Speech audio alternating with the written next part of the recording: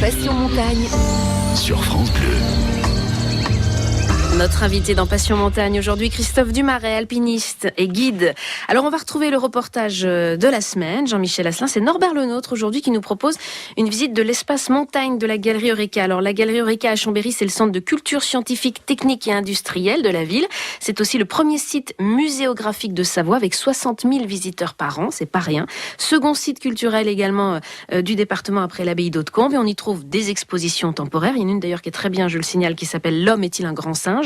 Et puis il y a des espaces permanents et c'est le cas de l'espace montagne. On y remonte la pente et surtout le temps pour comprendre la formation des massifs montagneux. C'est une plongée donc assez étonnante dans l'univers de la montagne que nous propose Jean-Yves Maugendre au micro de Norbert Lenôtre. Alors effectivement, on est à la Galerie Eureka avec Jean-Yves Maugendre. Bonjour Jean-Yves. Bonjour. Merci de nous accueillir dans cet espace permanent qui nous permet de peut-être mieux comprendre l'univers dans lequel on vit. C'est le but ? Effectivement, en Savoie, on est entouré par les montagnes. Certains vivent dans des massifs. Et à partir de ce territoire, on a voulu faire découvrir le monde des sciences, des techniques et des technologies. Parce que la Galerie Eureka, c'est avant tout un centre de culture scientifique. On a bien évidemment des expositions temporaires. Mais depuis l'ouverture, on a un espace permanent consacré à la montagne. Si je pouvais simplifier la lecture de la Galerie Eureka, on aborde 3 grandes thématiques. Tout d'abord, on va montrer que la montagne, c'est un laboratoire naturel pour les chercheurs. Parce que toutes les disciplines s'intéressent à la montagne. Le géologue va s'intéresser à sa formation. L'écologue va s'intéresser à la faune, à la flore, qui va se répartir en fonction de l'altitude et des expositions et de l'enseignement. Donc on va montrer un petit peu tout ça. Bien entendu, l'hydrologue va s'intéresser à l'eau en montagne. Les naturalistes vont nous faire découvrir ce milieu naturel, mais qui est vraiment d'exception. Donc c'est aussi et beaucoup pour la Galerie Eureka une approche par l'expérimentation souvent ? Ah oui. Ici, on dit au public qu'il est interdit de ne pas toucher. On va essayer de trouver les réponses en nous grâce à cette expérimentation, grâce à cette manipulation. Et c'est une exposition qui est faite à la fois pour les adultes et pour les enfants. En fait, c'est faire venir la famille et que même après, on continue à en discuter à la maison. Tout à fait. Et pour pouvoir justement satisfaire toutes les attentes, nous avons différents niveaux de lecture dans chacun des modules. Et donc, les plus jeunes vont pouvoir manipuler, expérimenter, alors que les parents peuvent visionner des films, approfondir certains sujets. Mais tout le groupe famille va rester ensemble.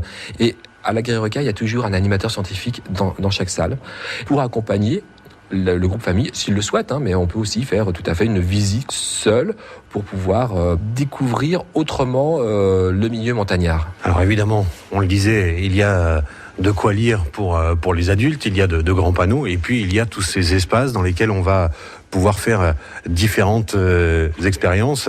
Par exemple, là on a une espèce de sphère, mais qu'on bouge avec la main. Alors ici, on s'intéresse à l'érosion. Avec ce module, en inclinant ce module, on va recréer une pente. Et l'idée, c'est de trouver l'inclinaison à partir de laquelle la pente va se décrocher et va créer un éboulement. Et à partir de là, on va pouvoir raconter des histoires et on va pouvoir parler de l'histoire des montagnes. Qu'est-ce qu'une montagne ? Qu'est-ce qui fait la montagne ? Il y a plein de définitions et nous, on s'est intéressé à celle du géologue. Et ce qui peut être troublant, c'est que si vous regardez toutes ces grandes photos, il y a des montagnes très très hautes et on explique qu'il ne s'agit pas de montagnes parce qu'il s'agit du Colorado et au départ, c'est un plateau qui a été incisé par l'eau. Bien sûr, on a des dénivelés très importants aujourd'hui, mais pour le géologue, il ne s'agit pas d'une montagne. Et à l'inverse, on peut regarder pour nous, Savoyards, des collines. Oui, c'est ça. Voilà. En fait, il s'agit des monts d'Arrée en Bretagne, qui culminent à peu près 500 mètres d'altitude. Et paradoxalement, pour le géologue, il s'agit d'une montagne, parce que d'un point de vue géologique, il y a à peu près 500 millions d'années, à cet endroit-là, ce sont les témoins d'une chaîne de montagnes qui était même plus haute que l'Himalaya actuel.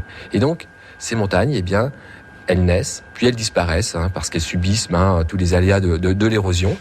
À l'échelle humaine, on ne voit pas la disparition d'une montagne. Néanmoins, de façon sporadique, il peut y avoir des événements un petit peu exceptionnels que l'on peut voir. Ce sont des éboulements, des écroulements de terrain. Et là, on a un exemple très concret qui marque les Savoyards, mais en particulier les Chambériens, puisqu'on présente le Mont Granier. Donc le fameux qui a marqué l'actualité 2016 notamment. Alors, il l'a marqué récemment, et en plus là, aujourd'hui, on a des vidéos, mais il a marqué plus profondément l'histoire des Savoyards, puisqu'en 1248, la face nord de cette montagne s'est effondrée. C'était un phénomène assez particulier puisqu'il s'agit de la plus grande catastrophe géologique survenue dans les Alpes à l'échelle historique. La partie supérieure du granier, composée de blocs calcaires extrêmement épais, s'est effondrée sur des roches beaucoup plus tendres. Cet éboulement a généré un glissement de terrain qui lui-même s'est transformé en coulée de boue. Donc le phénomène a été extrêmement important, qui est encore perceptible dans le paysage, avec ces collines particulières qu'on appelle des molars. Il s'agit en fait de gros rochers qui venaient du sommet de la paroi, qui ont été englobés dans une gangue d'argile. Et donc ils forment ces collines particulières sur lesquelles aujourd'hui pousse le vin bien connu des abîmes, des territoires abîmés, ça vient voilà l'origine. Mais par exemple, quand vous êtes à Cognens sur l'aire d'autoroute, le péage dont on parle si souvent au moment des chassés-croisés, eh bien à cet endroit-là, même si on est sur un terrain plat, eh bien les forages montent, il y a encore 40 mètres de boue au-dessous de nos pieds qui viennent de la catastrophe du Mont Granier. Et cette boue est remontée sur les versants en face, et c'est-à-dire qu'en 1248, toute la combe de Savoie a été recouverte par cette coulée de boue dévastatrice. Ce qui, à l'époque, on parlait de paroisses, a dévasté 5 paroisses. Et il y a encore bon nombre de choses à découvrir dans cet espace montagne de la galerie Eureka.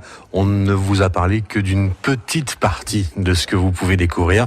Le reste, on vous le laisse découvrir par vous-même en venant.